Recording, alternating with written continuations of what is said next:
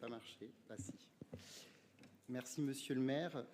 Mesdames, Messieurs, chers collègues, c'est avec une certaine émotion que je prends la parole aujourd'hui dans cette assemblée reconfigurée, car je souhaite, au nom de tous les élus de mon groupe, et même au-delà, rendre un hommage à l'action de Nathalie Perrin-Gilbert au sein de cette majorité. Je ne suis pas morte encore.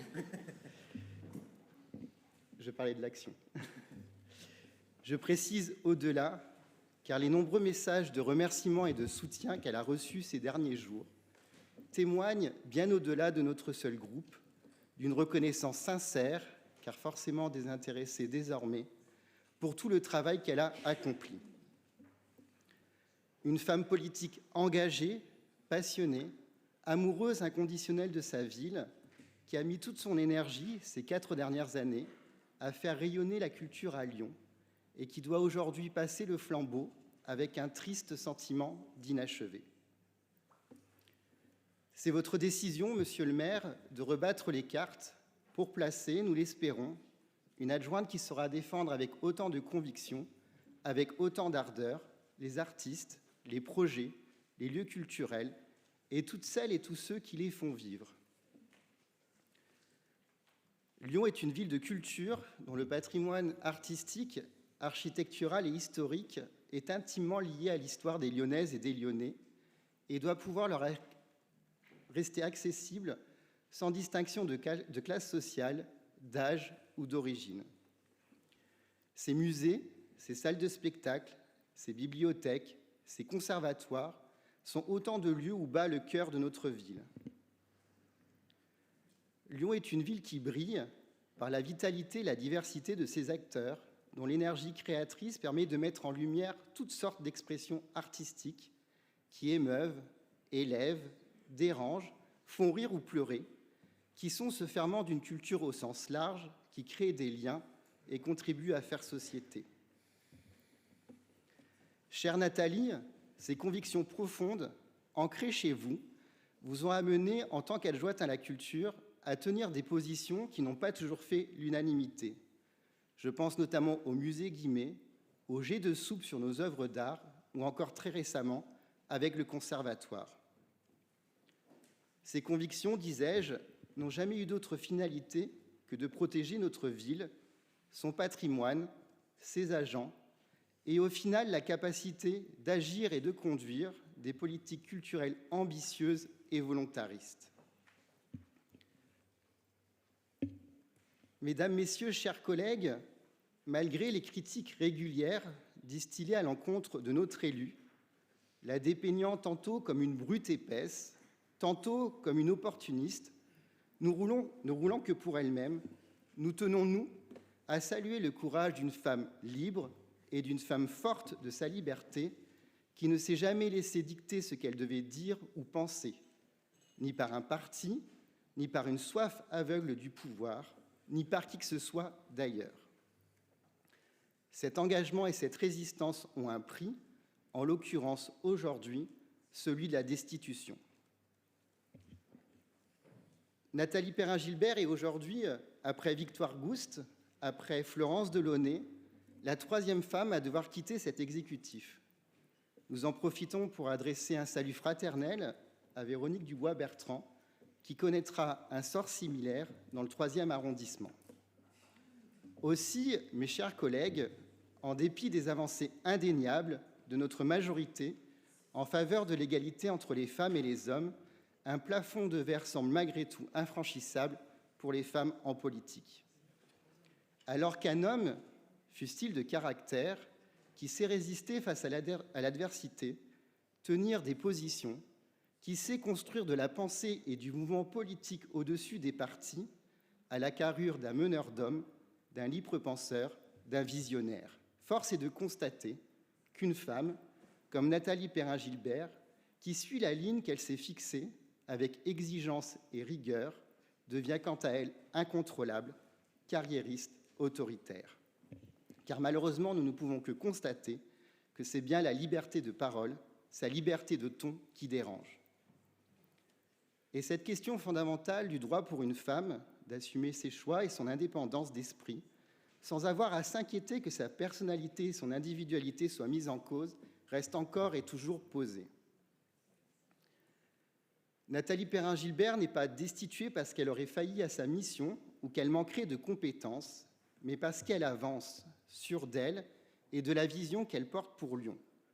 Fidèle à notre plan de mandat, fidèle à sa feuille de route approuvée par notre majorité, fidèle aux engagements qu'elle a pris devant les électrices et les électeurs de défendre coûte que coûte les biens communs. Nathalie Perrin-Gilbert est aussi une femme politique d'expérience, entrée en politique sous l'aile d'un mentor puissant, Gérard Collomb, dont on peut saluer la mémoire. Elle a d'abord l'insolence, dès le début de son mandat, de ne pas lui faire preuve d'allégeance ad vitam aeternam. Elle choisit plutôt de se faire confiance, de défendre ses idées et de mener les combats qui lui semblent justes. Une faute originelle, presque impardonnable, qui laisse manifestement sur elle une empreinte indélébile. Plus tard, elle s'émancipe des directives partisanes dictées à Paris pour replacer Lyon au cœur de sa réflexion. Prête à construire autant que défendre une gauche municipaliste en mouvement qui s'ouvre aux sensibilités en se tenant loin des dogmes et des convictions. Avec d'autres, elle crée Lyon en commun. Un vivier de la gauche lyonnaise, avant tout citoyenne, est soutenu par nombre de petits partis qui ne trouvent pas grâce aux yeux des autres et dans lequel nous avons l'habitude que des têtes dépassent, où les divergences s'expriment, s'entendent et se comprennent. Une gauche qui revendique Lyon comme une valeur commune, une gauche à la lyonnaise, humaniste et progressiste, mais aussi une gauche évidemment écologique, sociale et solidaire. Une gauche qui ne s'interdira jamais d'écouter, d'échanger, de débattre avec toutes celles et tous ceux qui cherchent à œuvrer pour les biens communs. Notre ville, notre majorité, se doit de se rappeler que le débat politique doit rester un espace de confrontation d'idées et ne doit pas devenir un champ de bataille pour des attaques purement personnelles. Notre majorité se doit aussi de se rappeler que si nous pouvons être concurrents devant les électrices et les électeurs, ou dans le cœur des Lyonnaises et des Lyonnais, nous ne sommes jamais des adversaires. En tant qu'alliés, nous devons tout faire pour nous enrichir de nos différences, car personne, à lui seul, ne détient jamais l'entière vérité. C'est en valorisant les contributions de chacun et en respectant toutes les voix, même les voix dissensuelles, que nous pourrons répondre aux défis qui se tiennent devant nous. Aussi, mes chers collègues de la majorité, si votre intention est toujours de faire de la politique autrement, selon votre leitmotiv, merci donc à vous de ne jamais oublier l'importance, pour chacun d'entre nous, de pouvoir prendre la parole librement, sans se soucier de la foudre qui pourrait nous frapper. Monsieur le maire, notre groupe Lyon en commun, vous le savez, reste pleinement engagé dans la majorité, conscient de la responsabilité qui nous incombe, soucieux de préserver cette diversité qui fait notre force et qui a permis de construire ensemble une réponse aux attentes des Lyonnaises et des Lyonnais. Pour autant, nous n'aurons pas le petit doigt sur la couture du pantalon. Ce n'est pas notre façon de faire, ce n'est pas notre culture. Nous resterons attentifs et vigilants en affirmant bien fort que cette liberté de ton, cette liberté de parole, cette liberté de vote ne doit pas être interprétée par vous comme un affront, car bien au contraire, c'est la preuve de notre engagement. Aussi, ne soyez pas meurtris lorsque tout à l'heure, notre groupe s'abstiendra sur la délibération concernant la piscine du Loup. Nous reconnaissons tout l'intérêt pour les Lyonnaises et les Lyonnaises de bénéficier enfin d'une piscine dans le 7e arrondissement avec une tarification somme toute raisonnable. Cependant, le sens de notre abstention est d'alerter sur la précarité du service public lorsqu'il doit s'adosser à des intérêts privés.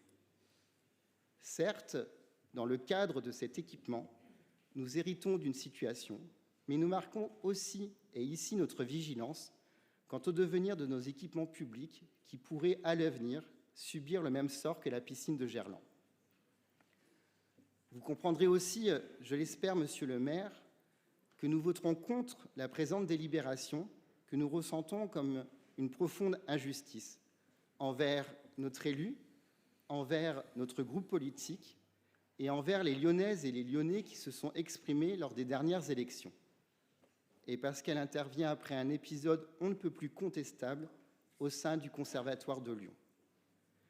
Si c'est vrai, c'est dans le progrès, dit l'adage lyonnais, je vous invite à lire l'enquête fouillée, parue le week-end dernier dans ce journal patrimonial de Lyon.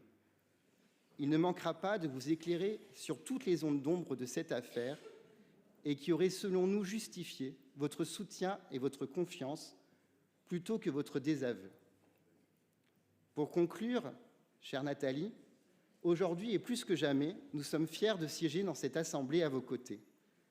Et au nom de notre groupe Lyon en commun, merci pour votre travail, merci pour votre constance, merci pour votre action politique au service des Lyonnaises et des Lyonnais que vous connaissez si bien. Vous incarnez plus que jamais la gauche à la lyonnaise et nous savons bien que même sans délégation, votre parole ciselée sera très largement écoutée et appréciée. Je vous remercie.